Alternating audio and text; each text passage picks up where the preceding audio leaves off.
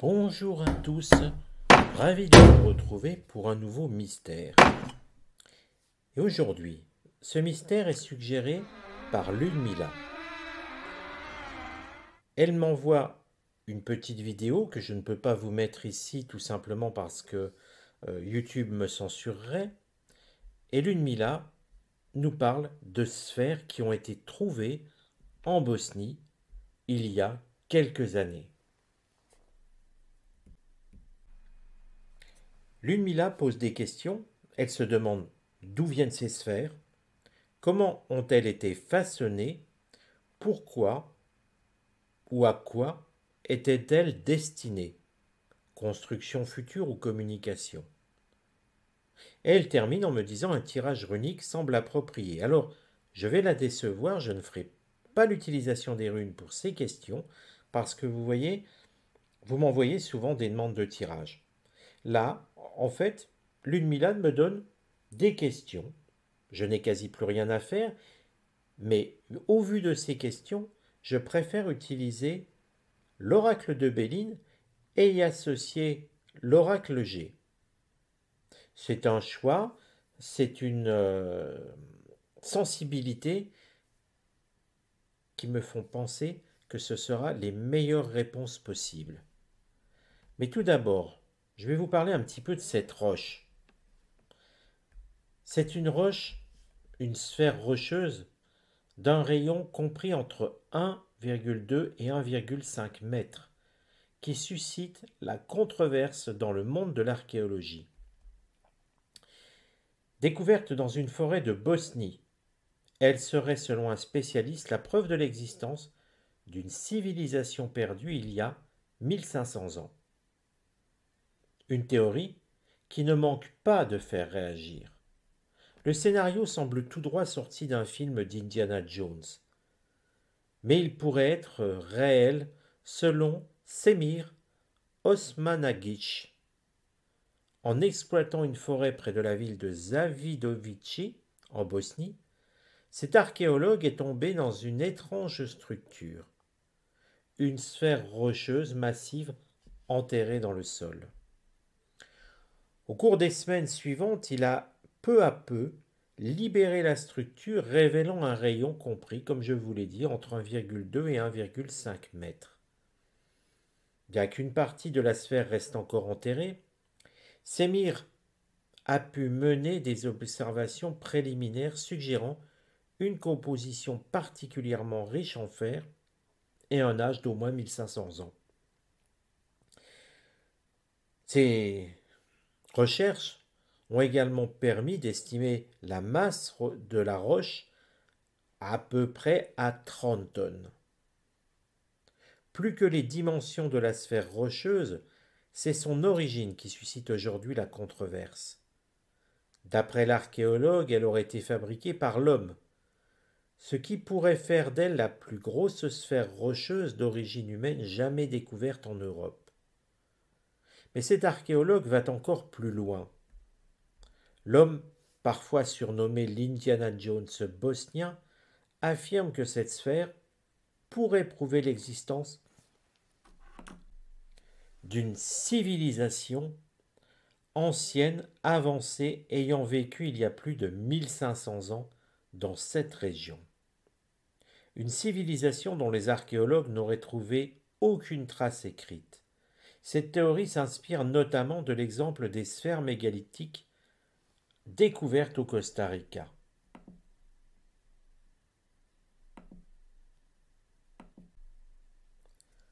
On a trouvé plus de 300 de ces structures avec des dimensions variables en Amérique centrale.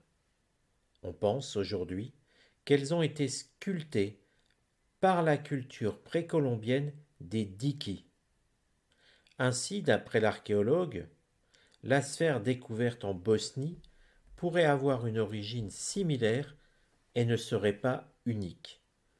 Des dizaines, voire des centaines auraient été produites, mais nombre d'entre elles auraient été déplacées ou détruites par des habitants dans les années 1970, pensant qu'elles pouvaient contenir de l'or.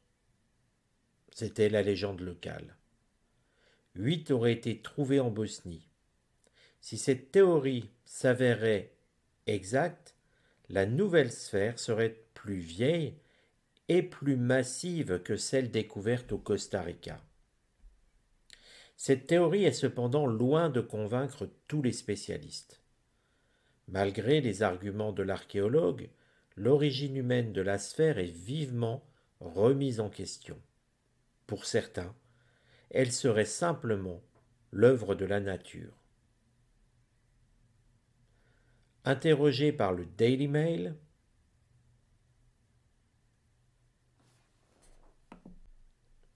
Mandy Edwards, de la School of Earth, Atmospheric and Environmental Science de Manchester, a souligné que la sphère pourrait être le résultat d'un processus de concrétion, autrement dit, du matériau minéral naturel qui aurait précipité dans les cavités laissées par les sédiments et se serait assemblé naturellement, formant ainsi une structure sphérique.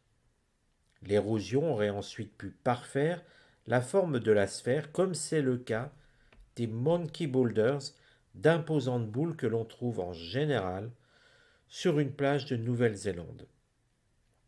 Plusieurs spécialistes jugent cette théorie plus crédible que celle de l'archéologue. Néanmoins, ce n'est pas la première fois que l'Indiana Jones bosnien est au cœur d'une controverse. Alors, on peut se poser la question, qu'en est-il réellement? Eh bien, on va essayer de répondre tout simplement aux questions de Ludmilla.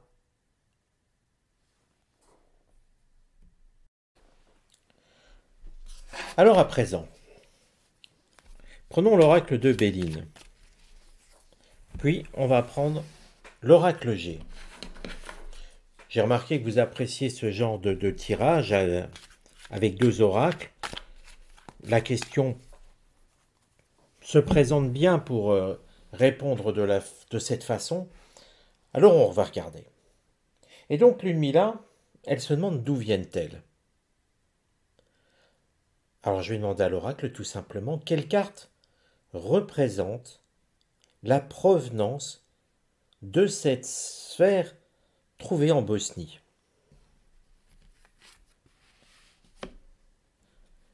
Et vous voyez que je prends une carte dans chaque paquet. Alors vous pouvez essayer vous-même, hein, n'hésitez pas à tenter l'expérience.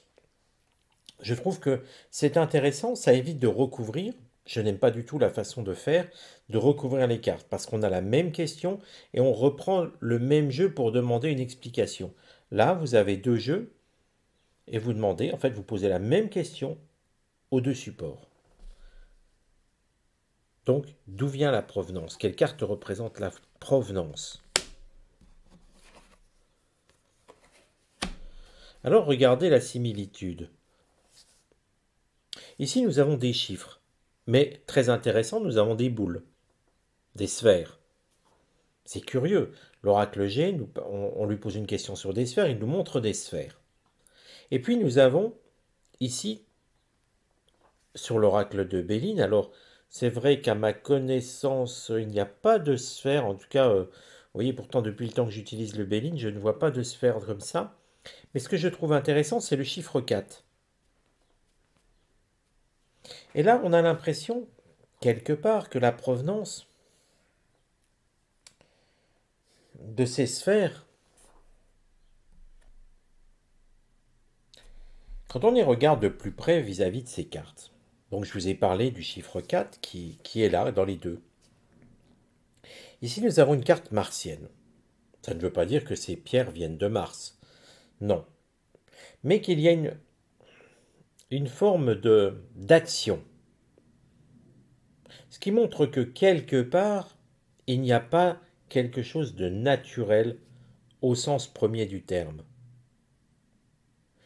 On y voit des personnages, ces oiseaux, regarder le ciel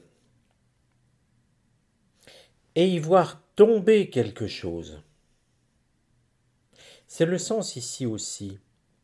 On y voit des sphères qui tombent du ciel, qui tombent en tout cas.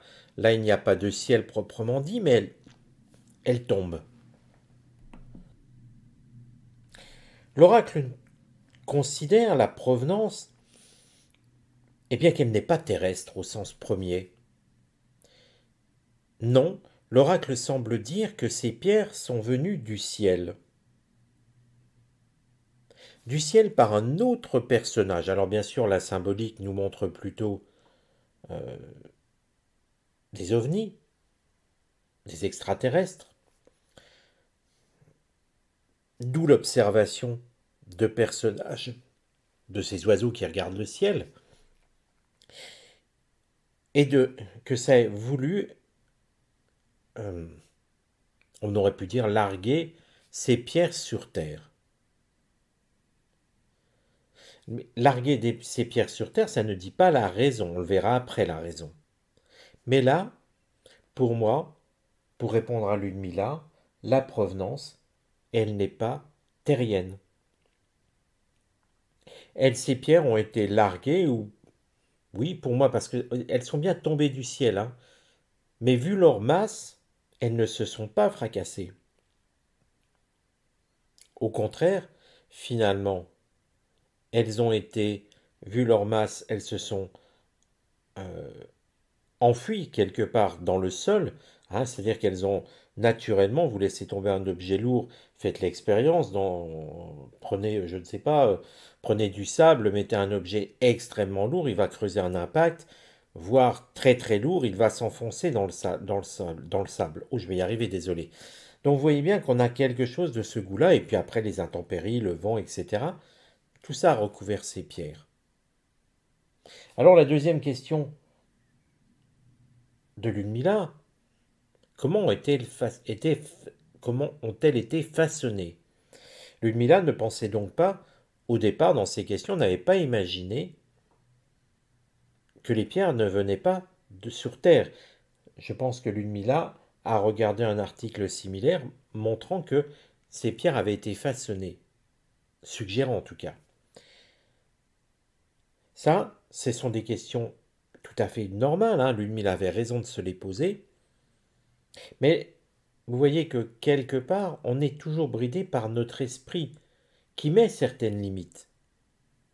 Donc là, je vais reprendre la question de Ludmilla parce que, effectivement, elles ont pu être façonnées ailleurs. Pas forcément sur Terre, mais ailleurs. Donc là, quelle carte représente comment ces sphères ont-elles été façonnées?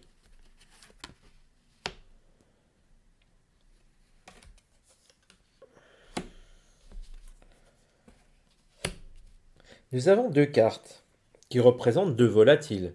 Nous y restons. Ici, cette carte représente un projet. Et ici, nous avons une carte de protection. La famille, nous voyons un oiseau, une poule, protégeant ses petits. C'est une carte vénusienne. Et on a l'impression, eh bien, que ces sphères ont été façonnées par des dizaines de petits êtres pour le bien d'un plus grand, voire d'un vaisseau, parce que vous voyez la forme, on pourrait presque imaginer un vaisseau spatial. Et puis, dans le cadre d'un projet. Alors ça ne dit pas bien sûr quel était ce projet. Et je pourrais donc demander quel était. Vous voyez, quand on fait de la voyance, on prévoit des questions, mais parfois d'autres questions surviennent. Et puisque là on nous parle de projet, eh bien je vais tout simplement demander quel était ce projet.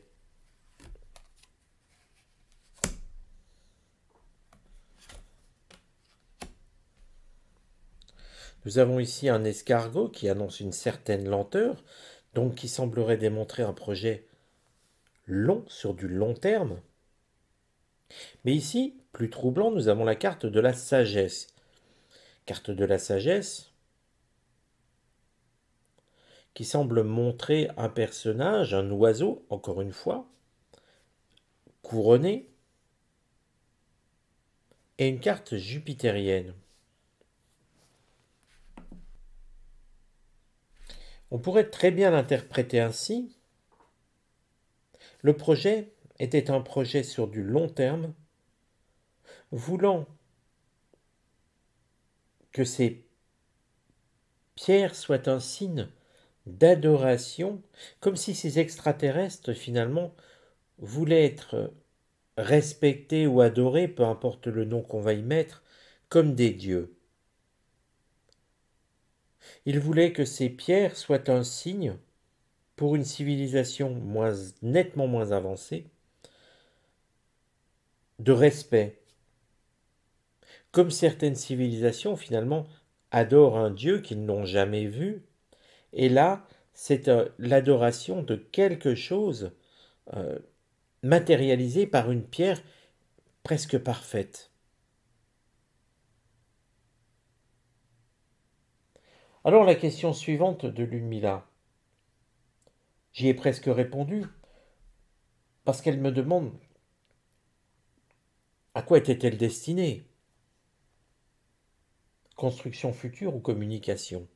En réalité, pour lui répondre très clairement, puisque ici ces deux cartes permettent d'y répondre, en fait, ces pierres ont été larguées sur Terre, je vais employer ce mot ainsi, pour quelque chose de long, un projet long, un projet qui était une forme de communication, mais pas une radio, pas dans ce sens-là, mais de lien, de créer un lien entre des êtres venus d'ailleurs, des extraterrestres, et une civilisation peu développée, ce qui montre que quelque part, nous ne sommes pas après Jésus-Christ, mais bien avant Jésus-Christ, une civilisation très ancienne,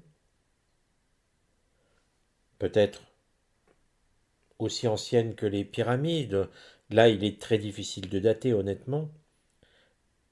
Mais on voit bien que ce n'est pas au Moyen Âge. Ce n'est pas au Moyen Âge qu'on aurait pu jeter des pierres et se faire adorer comme des dieux. Même si on aurait plutôt dit comme des sorciers, c'était plutôt l'époque. Donc là, c'est vraiment une ancienne, très ancienne civilisation dans cette région du monde. Et ces extraterrestres ont jeté ces pierres, presque si parfaites, pour une forme de vénération finalement, en laissant leurs traces comme un point de repère. Il n'y a donc rien de façonné par la main de l'homme, ni par la nature en réalité. Tout a été façonné par des extraterrestres, comme, comme pour mettre en place un lien, un point de repère vis-à-vis d'une ancienne civilisation. Alors si vous êtes un peu curieux, je vous encourage à taper Stone Sphere Bosnie et vous allez avoir plein d'articles qui en parlent. C'est intéressant. Aucun, aucun ne suggère ce genre de provenance. Je vous laisse sur ce tirage. S'il vous a intéressé, partagez-le. N'hésitez pas à vous abonner et je vous donne rendez-vous à très bientôt pour une nouvelle vidéo.